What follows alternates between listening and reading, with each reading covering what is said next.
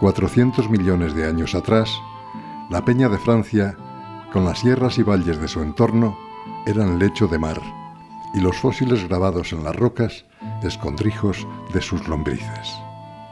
El tiempo ha configurado este espacio tan singular de la peña, y el tiempo seguirá dejando en él su huella imperecedera. Es un privilegio poder contemplar el paso del tiempo desde el mirador de la Peña de Francia. Sentir, al amanecer, cómo el torrente de colores rosas y anaranjados cabalgan sobre las cumbres de la Sierra de Béjar y arrancan reflejos a las rocas y pizarras de la peña. Observar cómo la nieve y los hielos cubren los roquedales y caminos, paredes y tejados, y terminan por llevarse algo de su sustancia. Escuchar el huracán que recorre violento las peñas buscando presas que devorar. Asistir al nacimiento de la vida en primavera y sufrir con su muerte en el otoño. Disfrutar y padecer en lo alto de esta montaña es dejarse invadir por el raudo paso del tiempo y sus diferentes estaciones, y sentirse peregrino, buscador andariego de las veredas que ascienden con esfuerzo desde las hondonadas hasta la cúspide de la tierra, veredas que anhelan hacia lo alto la experiencia inefable de los grandes horizontes que nos dejan a la puerta de los misterios de la vida, veredas que desembocan a los pies de la Madre, dulce Señora de la Peña de Francia.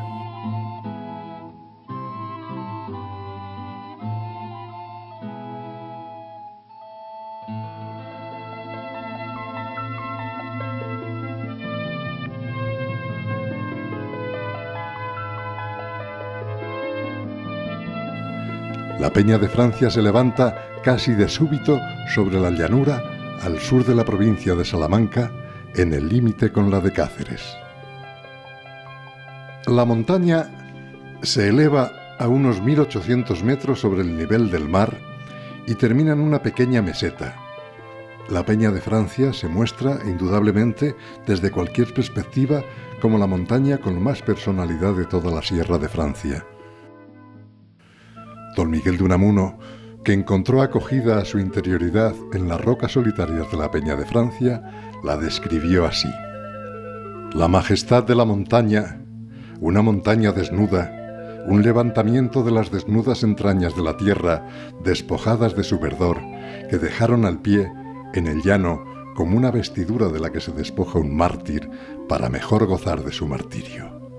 Y el sol, desnudo y silencioso, besando con sus rayos a la roca, desnuda y silenciosa.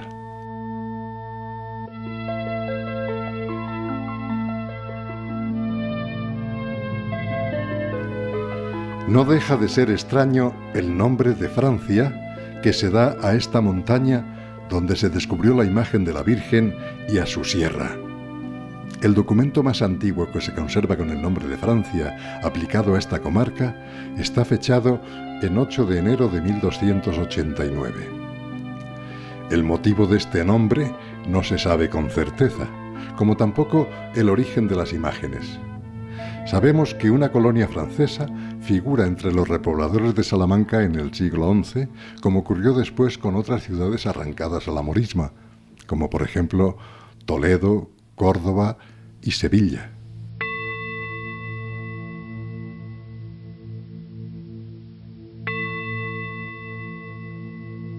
Muy bien pudo haber ocurrido que una colonia similar se estableciese entonces o más tarde en estos lugares y por ella recibiera la comarca el nombre de la nación de origen de sus repobladores. Viejos apellidos originariamente franceses: Luis, Griñón, Martín, Giral, Bernal, Gascón, son frecuentes en familias arraigadas desde tiempo inmemorial en los pueblos de la sierra. El mismo nombre de San Martín del Castañar que lleva uno de los pueblos de la sierra señala la misma dirección.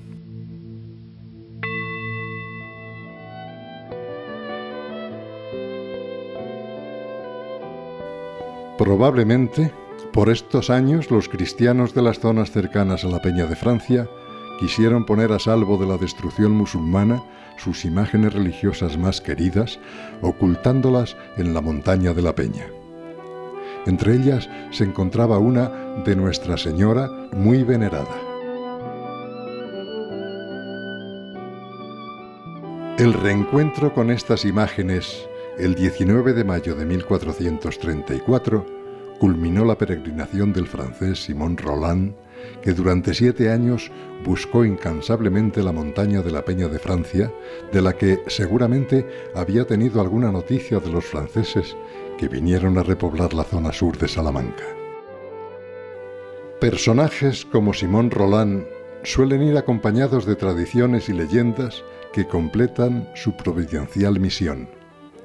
De este buen hombre se dice que escuchaba una voz interior de aliento de Nuestra Señora que le exhortaba a que no descansara hasta encontrar su imagen escondida. Simón, vela y no duermas.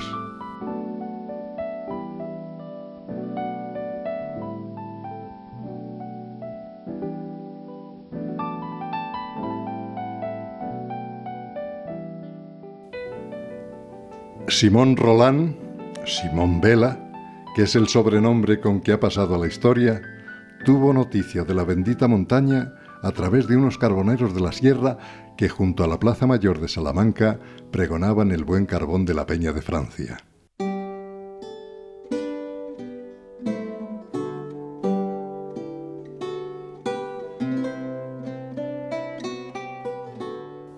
El 18 de mayo de 1434, una impresionante tormenta derrumbó una gran roca entre cuyos peñascos apareció entredallada una pequeña imagen románica de la Virgen de apenas 67 centímetros.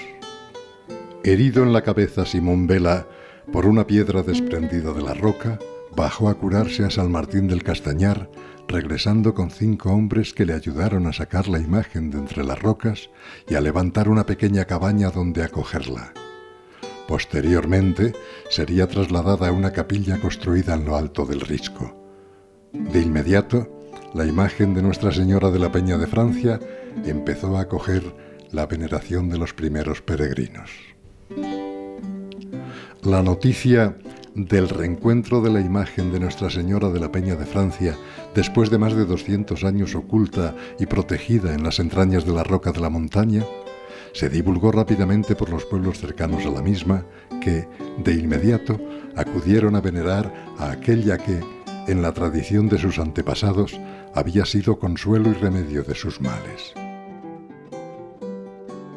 Tal fue el número de peregrinos que empezó a acudir a la pequeña capilla donde se había dado acogida a Nuestra Señora, que pronto se pensó en hacer un templo mayor y más digno para recibir al numeroso grupo de peregrinos que con mucho sacrificio acudían hasta la Peña de Francia, sorteando canchales, escobas y brezos que hacían del camino una senda de dolorosa penitencia.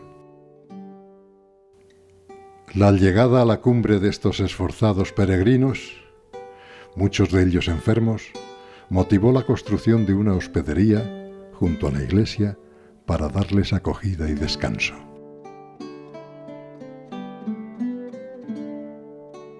A la orden dominicana se le encomendó en el año 1437 la atención espiritual de los devotos peregrinos de Nuestra Señora y la edificación del santuario y la hospedería.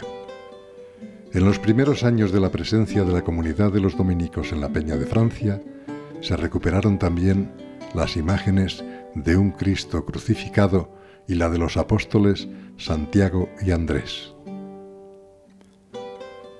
La comunidad dominicana, que ya en 1506 contaba con 22 religiosos, no solo atendió a los numerosos peregrinos que acudían al santuario, sino que de ella partieron numerosos misioneros hacia América y Extremo Oriente, especialmente a Filipinas, donde llevaron consigo la devoción a Nuestra Señora de la Peña de Francia. En el año 1445, el rey Juan II, padre de Isabel la Católica, peregrinó a la Peña de Francia, dando apoyo y colaborando a las obras que se estaban realizando.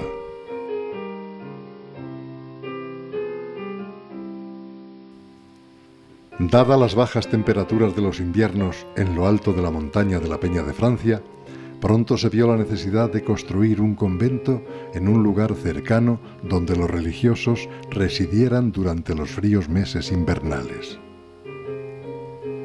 El año 1516 se puso la primera piedra de un sólido y hermoso convento en el término de El Maillo. Este nuevo recinto religioso, unido y complementario al de la Peña de Francia, fue conocido con el nombre de la Casa Baja. La mayor parte de la comunidad de los frailes se trasladaban a la Casa Baja el 1 de noviembre y permanecían allí hasta el miércoles de la octava de la Ascensión.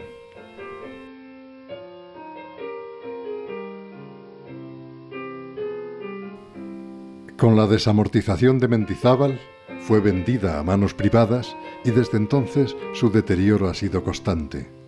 En la actualidad, lo que fue una hermosa iglesia es utilizada como pajar y las bóvedas de lo que fueron la sacristía y sala capitular amenazan ruina.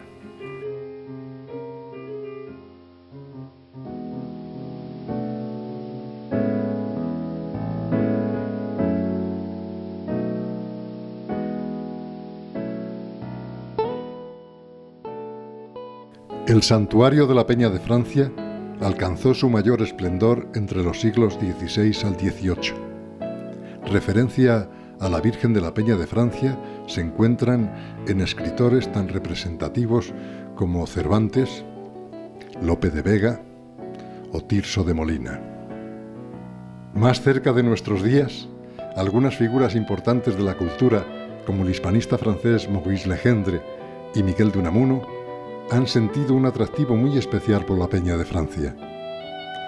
La devoción a Nuestra Señora de la Peña de Francia llegó a ciudades tan prestigiosas como Lisboa y Villamayor en Portugal, Lima en Perú, Córdoba en Argentina, Naga en Filipinas, Quito en Ecuador, Sao Paulo y Recife en Brasil. En España, además de este santuario donde surgió la advocación primera a Nuestra Señora de la Peña de Francia, existen iglesias, cofradías y asociaciones de plateros bajo la misma advocación, y en otras muchas ciudades como Zamora, Valladolid, Ciudad Rodrigo, y en Canarias, Asturias, La Cañiza en Pontevedra. Pero la historia de los pueblos y de las instituciones, como la vida misma, tiene sus altibajos. A etapas de grandeza le suceden otras de decadencia. En el año 1810, las tropas napoleónicas saquearon y expoliaron el santuario, llevándose apresados a los frailes dominicos. Un pequeño grupo de religiosos regresó 4 años después. En 1835, nueva prueba de sufrimiento para el santuario.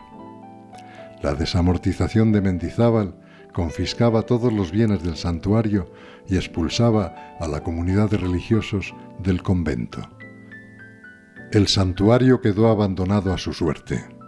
Afectados por la inclemencia del clima, la hospedería quedó convertida en un montón de ruinas y seriamente dañados la iglesia y el convento.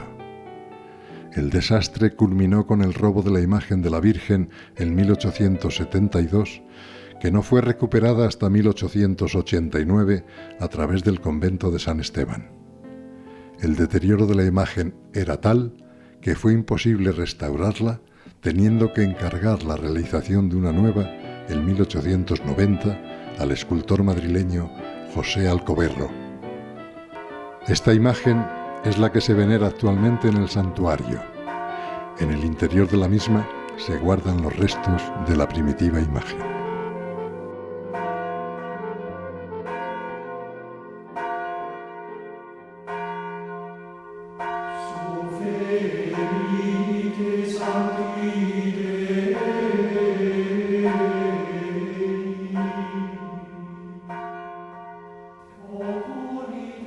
Poco a poco, el santuario de Nuestra Señora de la Peña fue restañando los desastres del siglo XIX. Un primer paso lo dio el obispo de Salamanca, Tomás Cámara, que, a mediados de julio de 1900, entregó el santuario de nuevo a los dominicos de San Esteban.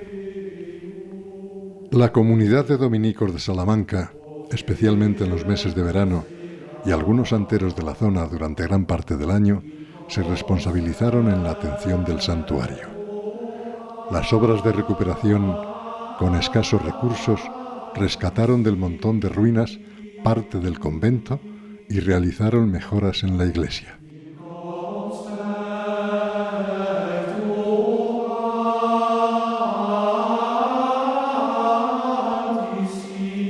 En el año 1947 fue nombrado el padre Constantino Martínez rector del santuario.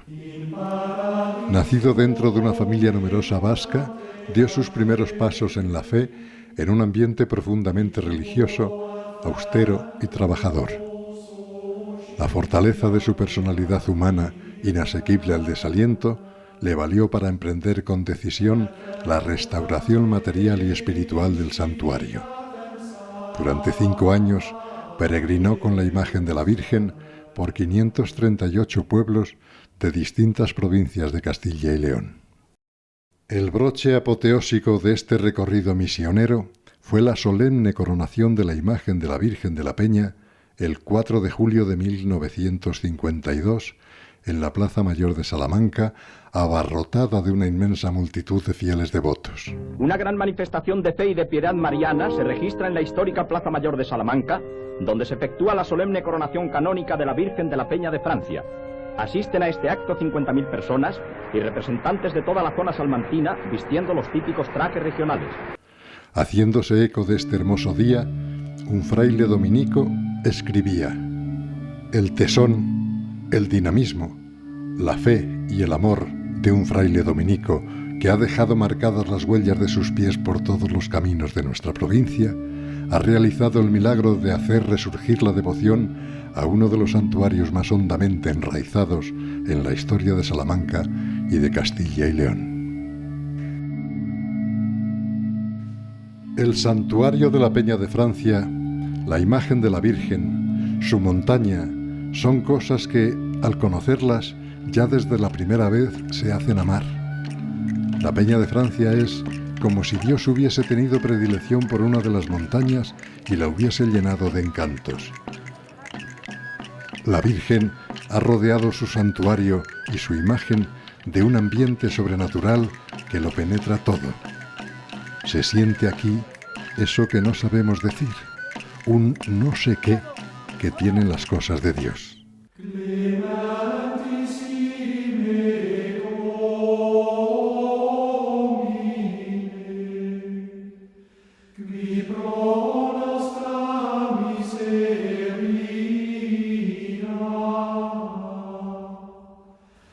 La llegada de los peregrinos, su fe profunda, su confianza y sacrificio son como un alimento para quienes los contemplan.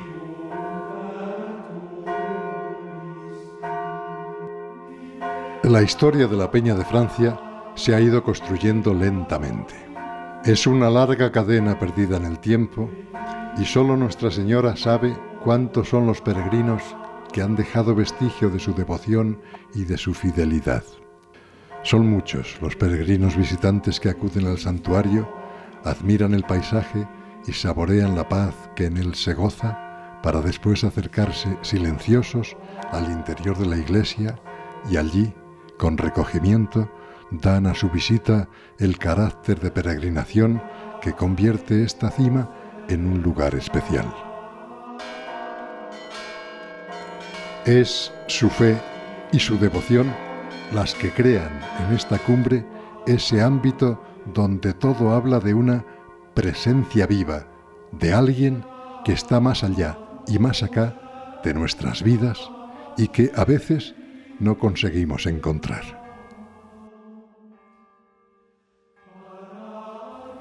Bajo la protección de Nuestra Señora, la peregrinación a la cumbre de la Montaña Santa sigue iluminando nuestros pasos por los senderos de la vida hacia los confines de la eternidad.